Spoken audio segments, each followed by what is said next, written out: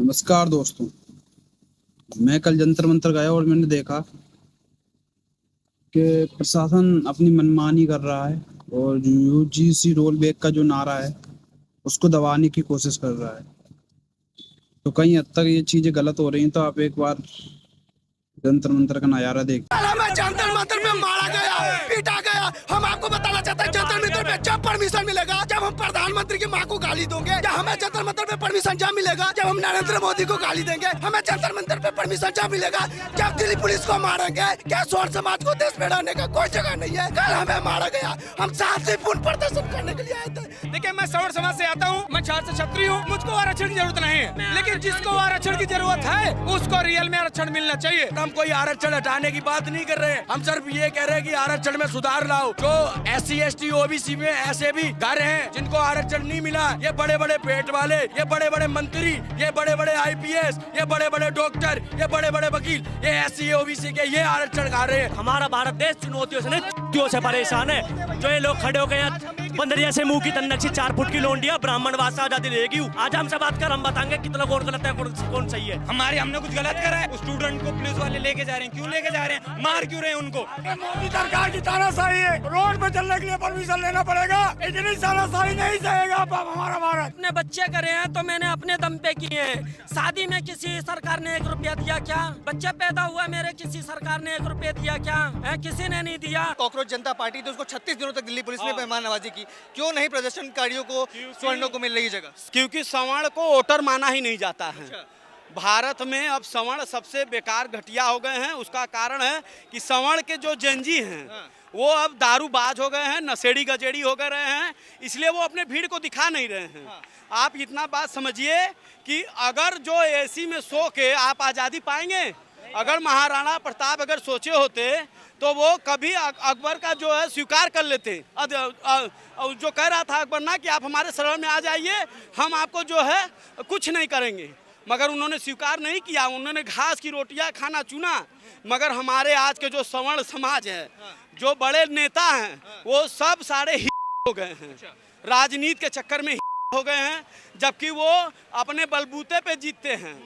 फिर भी ये सारा कारण यही है कि हमारा युवा जनजी जो है सवर्ण के, वो नशेड़ी गजेड़ी हो गए हैं, घर से बाहर निकलना नहीं जानते हैं, सुख भोग रहे हैं, AC में रह रहे हैं, पे सूत रहे हैं। जो लोग सड़कों पर उतरे हैं उनको भी जगह नहीं मिल रही है, तो क्या ये एक बहुत ये कारण वही ना है।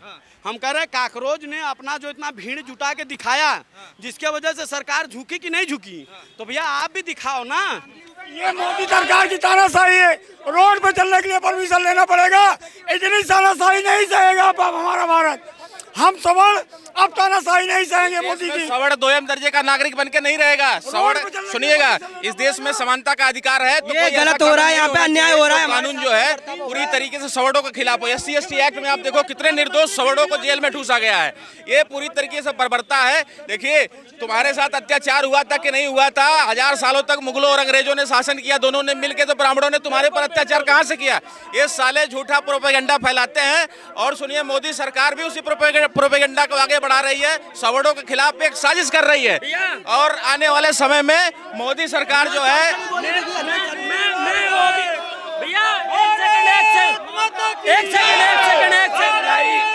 ये लड़ाई जीत कर जाएंगे ऐसा नहीं है, लड़ाई हार जाए। रिजर्वेशन रिफॉर्म करा के जाएंगे।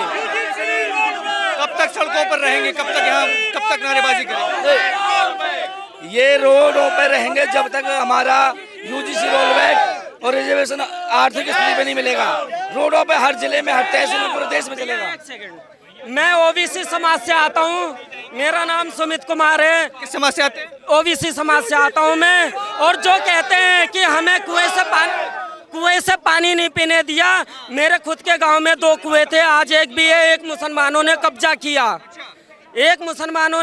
किया, उस पे उन्होंने सारा कुएं पे हक जमाया, और क्या कहते हैं, हमारे गांव के दूसरा जो कुआं था सबने पानी पिया। ठीक है, ऐसा कौन कहता है कि हमने क्या कहते प्रोपेगेंडा फैलाया गया? क्या कहेंगे बताइए? के मैं इतना कहूंगा कि रामायण से संघर्ष सीखा, महाभारत से युद्ध, और अब हर हालत में हारेगा इंसान जो भी ब्राह्मण ठाकुर के सामने खड़ा होगा विरुद्ध। बोल भगवान परशुराम की। कल हमें जंतर मंतर में मारा गया, पीटा गया। प्रधानमंत्री की माँ को गाली दोगे, जब हमें जंतर मंतर पे परमिशन जब मिलेगा, जब हम नरेंद्र मोदी को गाली देंगे, हमें जंतर मंतर पे परमिशन जब मिलेगा, जब दिल्ली पुलिस को मारेंगे, हमें जंतर मंतर पे परमिशन जब मिलेगा, जब दिल्ली पुलिस की माँ को गाली दोगे, ऐसा हम लोगों को प्रदर्शन करने के लिए नहीं मिलेगा। हम आपसे बोलना चाहते हैं, क्या स्वर्ण समाज देश छोड़कर चला जाए तो बोल दीजिए प्रधानमंत्री अपने मुंह से, हम स्वर्ण समाज है, सो खुशी खुशी देश छोड़कर चले जाएंगे। क्या स्वर्ण समाज को देश में रहने का कोई जगह नहीं है? कल हमें मारा गया, हम शांतिपूर्ण प्रदर्शन करने के लिए आए थे, हमारे सारे भाइयों को मारा। दिल्ली पुलिस को दिखाओ, दिल्ली पुलिस हम लोगों को मार रही है। कहीं ना कहीं गुस्सा जो है वो स्वर्ण समाज में साफ तौर पर देखने को मिल रहा है, जहाँ कल भी प्रदर्शनकारियों को डिटेन किया गया है। प्रदर्शनकारियों को ये आंदोलन हर गरीब व्यक्ति के लिए है, किसी व्यक्ति विशेष के लिए नहीं है। देखिए, जिसको आरक्षण की जरूरत है रियल में, देखिए मैं सवर्ण समाज से आता हूँ, मैं छात्र से छत्री हूँ, मुझको आरक्षण की जरूरत नहीं है, ठीक है, लेकिन जिसको आरक्षण की जरूरत है उसको रियल में आरक्षण मिलना चाहिए। विधायक के लड़का को आरक्षण नहीं मिलना चाहिए, जिसको एक बार नौकरी मिल गई उसको आरक्षण नहीं मिलना चाहिए। आप रिजर्वेशन दीजिए ऐसे लोगों को जिनको रियल में जरूरत है। जो 200 रुपए की नौकरी करता है उसके लड़के को रिजर्वेशन चाहिए, इसके बाद उसको नहीं, जो करोड़पति है उसको आरक्षण नहीं चाहिए। देखिए, आप एक बार तस्वीरें दिखाई, इधर आई थोड़ा। आप देखिए, ये दिल्ली पुलिस खड़ी है, दिल्ली पुलिस मुख्य दर्शक बनकर खड़ी है और यहाँ पर सड़कों पर लोग खड़े हैं। यहाँ जंतर मंतर की अनुमति नहीं मिल गई। आप देखिए, पुलिस के साथ धक्का मुक्की भी हो रही है। अब ये दिल्ली पुलिस की क्या प्लानिंग थी कि इन्होंने जंतर मंतर पर परमिशन नहीं दी, लेकिन सड़कों पर अगर ये भीड़ निकल कर आती है तो दिल्ली पुलिस केवल मुख्य दर्शक बनकर खड़ी हुई नजर आती है। आप देखिए तस्वीरें, लगातार देखिए कि सुरक्षा बल यहाँ पर तैनात है, दिल्ली पुलिस की टीम तैनात है और लगातार प्रदर्शनकारियों के साथ में बातचीत चल रही है। लेकिन ये बातचीत किस काम आएगी, क्योंकि अगर जंतर मंतर जैसी जगह प्रदर्शन के लिए नहीं मिली है तो फिर इन सड़कों पर क्या न्याय होगा, क्या लड़ाई होगी, क्योंकि अब ये भीड़ तो उग्र हो गई है। इनका कहना है कि साफ तौर पर अगर कल के दिन भी डिटेन किया गया, आज लगातार लोगों को डिटेन किया गया, उसके बाद ये लोग जो बचे कुछ लोग हैं ये लोग अपना विरोध दर्ज कराने का काम कर रहे हैं। आप दिखाइए तस्वीरों के माध्यम से, लगातार नारेबाजी की जा रही है, फ्लैक्स एंड बैनर्स दिखाए जा रहे हैं और यूजीसी रोल बैक की बात कर ले, रिजर्वेशंस में रिफॉर्म की बात कर ले, तमाम ऐसे मुद्दों को हवाला बनाकर यहाँ पर प्रदर्शन की परमिशन मांगी जा रही है। अब ये परमिशन देना दिल्ली पुलिस के कितने बस में है ये तो देखने वाली बात होगी। अब थोड़ा तस्वीरें इधर आके दिखाएंगे, दूसरी तरफ से भी तस्वीरों को दिखाने का काम करेंगे कि यहाँ पर जो आम जनता है वो भी खड़ी है सड़कों के पार और देख रही है कि आखिर ये हो क्या रहा है। जो लोग घर से निकले होंगे घूमने के लिए उनको भी नहीं जानकारी है कि ये यहाँ क्या हो रहा है। लगातार दिल्ली पुलिस के साथ प्रदर्शनकारी बातचीत करने का काम कर रहे हैं। हमारे साथ तानाशाही दिखाई जा रही है, ये सरकार हमारे साथ तानाशाही दिखा रही है। हमें संविधान जब सबको समानता का अधिकार दे रहा है जीने की, तो हम सर्वर समाज को क्यों नहीं दे रहा? क्या ठाकुर पंडित बनिया क्या आतंकवादी है? इस सरकार के लिए क्या आतंकवादी है? ये बताओ हमें। सर्वर समाज में जन्म लेने के लिए क्या हम जन्म से आतंकवादी हो गई है? यूजीसी जैसा काला कानून हमारे ऊपर थोप दिया गया और हम कोई आरक्षण हटाने की बात नहीं कर रहे हैं। हम सिर्फ ये कह रहे हैं कि आरक्षण में सुधार लाओ। जो SC ST OBC में ऐसे भी घर हैं जिनको आरक्षण नहीं मिला, ये बड़े बड़े पेट वाले, ये बड़े बड़े मंत्री, ये बड़े बड़े IPS, ये बड़े बड़े डॉक्टर, ये बड़े बड़े वकील, ये SC OBC के ये आरक्षण खा रहे हैं। SC OBC के जो सही अधिकारी हैं आरक्षण में, उनको आरक्षण नहीं मिल रहा है। सबको समानता लाओ, हमें आरक्षण जातिवाद देख के नहीं, हमें आर्थिक स्थिति पर बातें हो रही पुलिस के साथ। क्या बात? इनका कहना यही है कि हम हमारे जो सीनियर है, जो हमारे हेड है, वे आपस में बात कर रहे हैं, सलाह मशवरा कर रहे हैं। भूख हड़ताल कर देंगे, हम भूख हड़ताल कर देंगे। भूख हड़ताल तो बहुत ही अलग बात है। ब्राह्मण ठाकुरों को बाड़ा के जलवा दिखा देंगे क्षेत्र में। आप इतना बताइए, यहाँ पे छोटे छोटे टुकड़ों में प्रोटेस्ट कर रहे थे बच्चे, उस स्टूडेंट को पुलिस वाले लेके जा रहे हैं। क्यों लेके जा रहे हैं? मार क्यों रहे हैं उनको? हमने कुछ गलत करा है? आप लोग भी छात्र हैं, आप लोग नहीं गाली दे सकते क्या प्रधानमंत्री? नहीं दे सकते, गाली नहीं देंगे। हम सम्मान करते हैं, हम सम्मान करते हैं, हम गाली नहीं देंगे। हम बस अपनी बातें रख रहे हैं, हमारी बातें मानी जाएं, बस हम ये चाहते हैं। आरक्षण को लेकर के क्या कहेंगे, क्योंकि राजनीतिक दल तो सुनने को तैयार नहीं। एक तरफ कांग्रेस पार्टी ये कहती है कि हमारी सरकार आ जाएगी 80%। सरकार हम बना रहे, पक्ष हमारा, प्रशासन हमारा, शासन हमारा। अगर अपनी सिप आगे ना, अपनी सिप आगे, अभी रुक जाओ, शुरुआत हुई है, अपनी सिप आगे सुनेगा, सब सुनेगा, सब कुछ होएगा, तुम देखते रहो। जो लोग पीड़ित शोषित बताते हैं अपने आप को, कुछ भी नहीं होएगा। ये वे जो है हमारे समाज के, हमारे देश के, हमारा भारत देश चुनौतियों से परेशान है। जो ये लोग खड़े हो गए हैं बंदरिया से मुंह की तन्नक्षी 4 फुट की लोंडिया, ब्राह्मणवाद से आजादी लेगी। आज हमसे बात कर, हम बताएंगे कितना कौन गलत है, कौन सही है। तुम अपने सोशल मीडिया पे कुछ भी भोंक लो। लगातार फिर देखिए भीड़ आगे बढ़ चुकी। डॉक्टर का बेटा ऑटोमेटिक डॉक्टर बन सकता है? बिल्कुल नहीं, बिल्कुल नहीं। इंजीनियर का बेटा बन सकता है बिना पढ़े? तो फिर किसी को अगर आरक्षण एक बार मिल गया है, जिस घर में, जिस घर का कोई डॉक्टर बन गया है, उसके बेटे को फिर से आरक्षण देने की क्या जरूरत है? बिल्कुल बिल्कुल जरूरत। अरे भैया क्वालिफाइड, जब किसी के घर में कोई एक डॉक्टर है, डॉक्टर का बाप का बेटा कभी कोई बिना पढ़ा लिखा वैसे बैठ जाएगा? कहते हैं इतने सालों से पिछड़ा दलित रखा गया, हमें वंचित रखा गया, शिक्षा से वंचित रखा गया, पानी पीने से वंचित रखा गया, स्वास्थ्य व्यवस्थाओं से वंचित रखा गया। तो आज मैं पानी बिना पिए कितने दिन जीऊंगा? पानी बिना पिए किसी का कोई बंसी खत्म हो गया होता, अभी तक जिंदा कोई रहता? सर मैं अपना कुआं खुद खोद लेते, मना किसने किया था? कुआं खोद के पानी अपना खुद निकाल लेते, मना किसने किया था? इसी समाज से आता हूँ, मेरे गांव में 2 कुएं थे, एक मुसलमानों ने पिया, एक क्या कहते हैं हिंदुओं ने पिया। अभी तक किसने वंचित किया दलितों को? किसने वंचित किया? खुद ये वंचित हुए, अपना कुआं क्यों नहीं खोद लिए थे? मैं भी ओबीसी समाज से आता हूँ, मैं इस बात को कहता हूँ। सवर्णों के साथ खड़े हैं, क्या वजह है खड़े होने? वजह इस चीज का है, अगर आप गरीब हो तो आपको एक बार आरक्षण मिल गया, दोबारा मतलब क्या है आपको आरक्षण मिलने का? नहीं मानते कि आपको आरक्षण की जरूरत है? नहीं, मैं नहीं मानता। कोई स्पेशल स्टेटस नहीं चाहिए? करी, अपने बच्चे करे हैं तो मैंने अपने दम पे किए हैं। शादी में किसी सरकार ने 1 रुपया दिया क्या? बच्चे पैदा हुआ मेरे, किसी सरकार ने 1 रुपया दिया क्या? किसी ने नहीं दिया। तो मैं अपने बच्चों को पढ़ा लिखा सकता हूँ। आज मेरा बच्चा 7 साल का है, उस पर 1,20,000 रुपए खर्चा करता हूँ साल का। मैं ओबीसी समाज से आता हूँ, एक बच्चा 3 साल का भी अभी नहीं हुआ, मैंने उसका प्राइवेट में नाम लिखा दिया। खुद काबिल बनो, खुद कमाओ और खुद करो देश की तरक्की।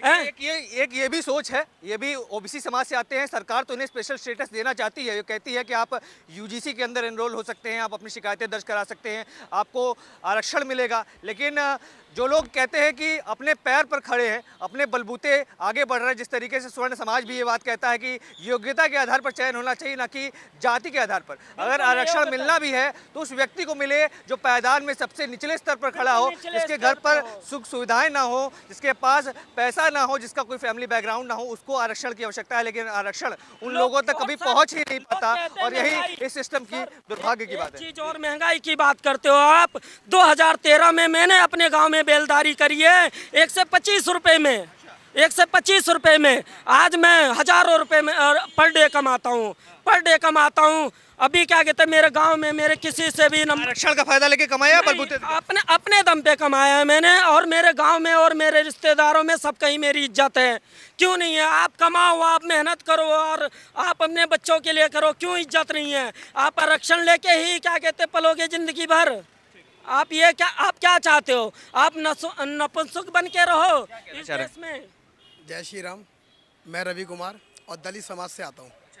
दलित समाज से आते हैं, फिर भी सवर्णों के साथ खड़े अभी हमारा भाई एक और आया हुआ है, मेरी एक गाड़ी चलाता है। मैं काफ़ी देर से इनके साथ हूँ, ये भी आना ठीक है। और मैं आपको कुछ ऐसे पॉइंट्स बता दूंगा जो दलित समाज उन पॉइंटों से वर्जित है। बताइए। मैं पहला पॉइंट आपको बताना चाहता हूँ महात्मा बुद्ध का। महात्मा बुद्ध जब सिद्धार्थ थे तो उनको महात्मा बुद्ध किसने बनाया? पंडितों की भविष्यवाणी। बिल्कुल। अगर पंडित जी हमारे भविष्यवाणी नहीं करते कि आगे चल के संत नहीं बनेंगे तो वो आज महात्मा बुद्ध नहीं कहलाए जाते। दूसरा, चाणक्य कौन थे? एक ब्राह्मण थे। उन्होंने किसको राजा बनाया? चंद्रगुप्त मौर्य। चंद्रगुप्त को। अगर चंद्रगुप्त नहीं बनता अगर चाणक्य उनके पीछे नहीं होते। बिल्कुल। उसके बाद मैंने 2 पॉइंट्स आपको बताए। अभी तीसरा मैं आपको बताना चाहता हूँ अम्बेडकर जी का। अम्बेडकर जी तब बने जब उनके पीछे ब्राह्मणों का हाथ था। 2 शादियां की, दोनों ब्राह्मणों से की। बिल्कुल। तो ये कह देना कि ब्राह्मणों ने देश के लिए कुछ नहीं करा, सर बहुत कुछ करा है। आप आंख खोल के ब्राह्मणों के योगदान को क्यों पीछे? आप देखिए, आप जैसे बात कर रहे हैं, मुझे आपकी बातें समझ में आ रही हैं, आपके मंसूबे भी समझ में आ रहे हैं, पर जो लोग कहते हैं कि ब्राह्मणवाद मुर्दाबाद, ब्राह्मण बनिया भारत छोड़ो और इस तरीके की नारेबाजी होती है, क्या वजह है उसकी? सर मैं कहता हूँ वो अगर नारे लगा रहे हैं तो उनकी मानसिकता ऐसी हो चुकी है। और एक और चीज़ कहना चाहूँगा, अगर वो ये कहते हैं कि ब्राह्मण मुर्दाबाद, ब्राह्मण भारत छोड़ो, तो उनकी शिक्षा क्यों ग्रहण कर रहे हो आज तक आप? आ से अनार, गा से ज्ञानी तक लेके, का से कबूतर से लेकर किन्होंने दिया इस भारत को? क्या दलित समाज ने दिया था? आज भी हम उन्हीं को ही पढ़ते हैं। ये बताइए, आप दलित समाज से आते हैं, भाई साहब ने बताया ओबीसी समाज से आते हैं। नहीं, सर्टिफिकेट नहीं, मैं आपसे प्रमाण नहीं मांग रहा हूँ, मैं ये पूछ रहा हूँ, कई लोग कहते हैं हम दलित हैं, हम हिंदू नहीं हैं, क्या आप अपने आप को हिंदू मानते हैं? मैं जन्म से, कर्म से, हर चीज़ से सर मैं हिंदू हूँ। मेरा खुद का फेसबुक चैनल है जिसपे सनातन रवि के नाम से मेरा बना हुआ है। और आज से नहीं सर 2012 से हूँ। और मैं सर आपको बता दूँ, 1 साल के अंदर कम से कम सर 4 बार मैं मंदिर जाता हूँ जागेश्वर, बागेश्वर और आपका महाकुंभ, हमें कहीं नहीं उद्योग डाला गया। और हरिद्वार, ऋषिकेश, सर मुझे आज तक किसी पंडित ने नहीं रोका। अच्छा। ना मेरे से आज तक कोई जाति पूछी गई। जब मेरे से आज तक सर किसी ने पूछा ही नहीं, मैं क्यों आपसे नफरत करूँगा? Because you are my big brother.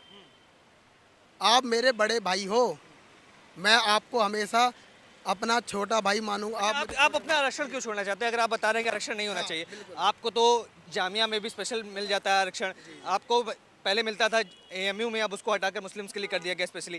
क्यों आरक्षण नहीं लाभ लेना चाहते हैं? क्या वजह है? आपको तो फायदा होगा। सर मैं अपने बच्चे को एक ऐसा काबिल इंसान बनाना चाहता हूँ कि वो आगे चल के ये ना कहे कि मैं आरक्षण के बल पे आया था। क्या बात है, आरक्षण बस बिल्कुल। मैं ये नहीं चाहता। मेरा भी एससी का सर्टिफिकेट बना हुआ है, बट मैंने कभी ज़िंदगी में उसको यूज़ नहीं करा। हाँ, आज तक यूज़ नहीं करा, क्योंकि मेरे घर के भी कंडीशन थोड़ी थी। आज मैं जोमेटो करता हूँ सर, दिन रात मेहनत करता हूँ, कोई ऐसा गलत काम नहीं करता। बैसाखी की जरूरत नहीं। नहीं, बैसाखी की जरूरत नहीं है सर। आज भी सर मैं आपको बता दूँ, ईश्वर की दुआ से, श्री राम जी की कृपा से 40-45 हज़ार रुपये मेरे पास आता है, मेहनत से आता है, कोई आरक्षण के दम पे नहीं आ रहा। मैं अपना परिवार चला रहा हूँ। और मैं आपको बता दूँ, my wife she is a lawyer. हाँ, 19 बैच की है, BCD BCI क्लियर है उनका। उन्होंने 5 बार एग्ज़ाम दिए हैं इंडिया में, कौन से जुडिशरी के, और 5 बार वो सिलेक्ट नहीं हो पाई। तो क्या इसका मतलब है मैं उनको बिठा दूं या आरक्षण के बल पे कराऊं? नहीं, वो कहती है मैं और पढ़ूंगी, कोशिश करूंगी जब तक मैं अपने पैरों पे कामयाब ना हो जाऊं, जब तक मैं करते रहूंगी, लेकिन हम आरक्षण के दम पे नहीं करेंगे। बिल्कुल, बहुत अच्छी बात है। देखिए, लगातार हर समाज के लोग जुड़े थे, स्वर्ण समाज के भी लोग थे, OBC समाज के लोग थे, देखिए अब ST SC समाज के लोग भी यहाँ पर हमारे साथ थे। लगातार आरक्षण को लेकर के बातें हो रही हैं, दिल्ली की सड़कों पर हम मौजूद हैं, रिजर्वेशन हटाओ आंदोलन को लेकर के बातें हो रही हैं। हाँ, बता दीजिए। और बताना चाहूँगा, हमारे घर में या इस देश के घर में जितने भी बच्चे हैं, सबकी मम्मियों ने उंगली पकड़ के सिखाया है कि बेटा उंगली पकड़ के चल। बट एक टाइम पे आके ना मम्मी भी हाथ छोड़ देती है कि बेटा गिरेगा, उठेगा, चलेगा, फिर दोबारा खड़ा होगा। सर 80 साल हो गए इस देश से, कब तक इस उंगली को क्यों नहीं छोड़ रहे आप? क्यों नहीं छोड़ रहे? छोड़ना चाहिए। भारत माता को बोल रहे हैं कि बेटा अब उंगली छोड़, खुद चल, आगे बढ़, कदम कर, और उन बच्चों को दो जो असल में इसका हकदार है। सर चंद्रशेखर रावण मर जाएगा ना, उसकी पीढ़ी दर पीढ़ी SC का फायदा उठाएगी, लेकिन रियलिटी में जो गरीब है ना, उसको पीढ़ी दर पीढ़ी सड़ जाएगी, लेकिन उसको आरक्षण का लाभ कभी नहीं मिलेगा। चंद्रशेखर रावण तो वकालत करते हैं ना आरक्षण की, वो तो कहते हैं जरूरी है, मूलभूत आवश्यकता है SC ST समाज की कि आरक्षण। सर अगर जरूरी है तो सबसे पहले उन लोगों का SC का सर्टिफिकेट कैंसिल करो जो आर्थिक स्थिति रूप से मजबूत है, पहले आप उनका कैंसिल करो। और उसमें अगर इस देश के अंदर सबसे पहला किसी का अगर सहयोग होता है तो सर वो पहला इंसान मैं बनूंगा। सबसे पहले मेरे घर के पूरे परिवार का कैंसिल होना चाहिए, उसके बाद जितने भी लोग हैं उनका पहला इंसान मैं बनूंगा कि मेरे घर से सबका कैंसिल हो। हालांकि हमने कभी लिया नहीं है, क्योंकि हम अपने बच्चे के लिए जब बनवाया था 2014 के आसपास, तब हमने बनवा लिया था, इतनी समझ नहीं थी। लेकिन मैं अपने बच्चे का, आज मेरा बेटा 4 साल का होने वाला, मैं खुद उसका कैंसिल करवाऊंगा सर, बिल्कुल करवाऊंगा सर। और सर एक और है, मेरी हाथ जोड़ के मोदी जी से रिक्वेस्ट है, बहुत अच्छे प्रधानमंत्री मिले हमारे देश को, सौभाग्य होता है कि ऐसे देश में किसी एक को मिलता है सर। हमें और सरकारों से उम्मीद नहीं थी कि ये रिजर्वेशन हटेगा, लेकिन आपसे उम्मीद है कि आप इस समस्या का जल्द से जल्द समाधान करेंगे। आप कहते हो ना सर, आप कुर्सी के लिए नहीं बने, आप समस्या के समाधान के लिए बने, तो इस समस्या का समाधान आपको ही करना है सर। बहुत शुक्रिया। देखिए, लगातार लोगों से जुड़े हुए हैं। बताइए। सर मैं OBC समाज से आता हूँ, मैंने आपको बता चुका है। मेरा एक बेटा है 7 साल का, एक मेरा बेटा है 3 साल का। बेटा मेरा 7 साल का है, वो आर्या मॉडल प्राइवेट स्कूल में पढ़ना जाता है। 11-12 हज़ार रुपये उसका खर्चा है महीने का। मैं अपने दम पे पढ़ाता हूँ, अपनी कमाई से पढ़ाता हूँ, और मैं अपने छोटे बेटे को भी पढ़ा रहा हूँ। मैं अपनी दम पे पढ़ा रहा हूँ, कोई सरकार के दम पे हमने शादी करी है ना, हमने बच्चे करे हैं, ठीक है, और ना हम उनके सरकार के उस पे हम करेंगे कोई काम। तो मैं ये चाहता हूँ सर, ये आरक्षण ख़त्म होना चाहिए। मोदी जी लगातार लोग मांग कर रहे हैं और अपनी अपनी बातें रखने का काम कर रहे हैं। दिल्ली के कनॉट प्लेस में मैं मौजूद था, आप देखा कि इस तरीके से जंतर मंतर जाने वाले प्रदर्शनकारियों को रोका गया। दिल्ली के इन्हीं सड़कों पर वो प्रदर्शनकारी मार्च करते हुए आगे बढ़े और लगातार लोगों से बात करने का प्रयास किया गया। अब आरक्षण का मुद्दा कब तक चलेगा ये तो देखने की बात होगी, पर आप तमाम ऐसी खबरों के लिए TNN वर्ल्ड के साथ जुड़